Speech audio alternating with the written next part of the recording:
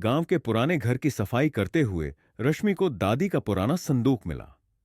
लकड़ी का यह संदूक, जो अब समय की मार खाकर फीका पड़ गया था, बचपन से रश्मि के लिए एक रहस्य था। जब भी वह दादी से इसके बारे में पूछती, दादी मुस्कुरा देती और कहती, समय आने पर सब कुछ पता चल जाएगा। आज जब दादी को गए हुए 1 साल हो चुका था, रश्मि ने खुद को इस संदूक को खोलने के लिए तैयार किया। संदूक का ताला जंग खा चुका था, लेकिन थोड़ी मेहनत के बाद उसने इसे खोल लिया। संदूक के अंदर कई चीजें थीं, पुरानी साड़ियां, कुछ चूड़ियां और एक पीले रंग की डायरी। रश्मि ने उत्सुकता से डायरी खोली।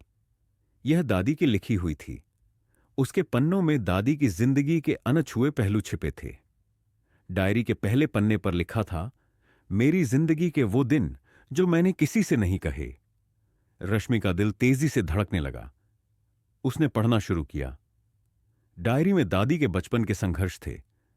कैसे उन्होंने छोटी उम्र में अपने माता पिता को खो दिया और अपनी पढ़ाई का सपना अधूरा छोड़कर घर संभालना पड़ा। आगे के पन्नों में उनकी शादी का जिक्र था। दादी ने लिखा था कि शादी के बाद भी उन्होंने कभी अपने सपनों को मरने नहीं दिया। वे सिलाई और बुनाई सीखती रहीं और धीरे धीरे गांव की महिलाओं को भी सिखाने लगीं। एक पन्ने पर लिखा था, मैंने सीखा है कि औरत की पहचान उसके सपनों और मेहनत से होती है, न कि उसके हालात से। रश्मि की आंखों में आंसू आ गए। उसने कभी सोचा भी नहीं था कि उसकी दादी इतनी प्रेरणादायक थीं।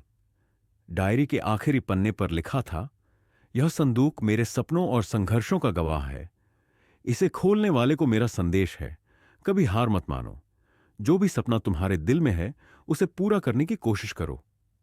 रश्मि ने डायरी को सीने से लगा लिया। उसे एहसास हुआ कि यह संदूक सिर्फ एक बक्सा नहीं, बल्कि प्रेरणा का खजाना था।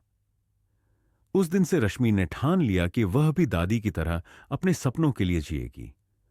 उसने अपना पुराना लेखन का शौक फिर से शुरू किया और गांव में महिलाओं के लिए एक पुस्तकालय खोलने का फैसला किया। दादी का संदूक अब रश्मि के जीवन का मार्गदर्शक बन चुका था।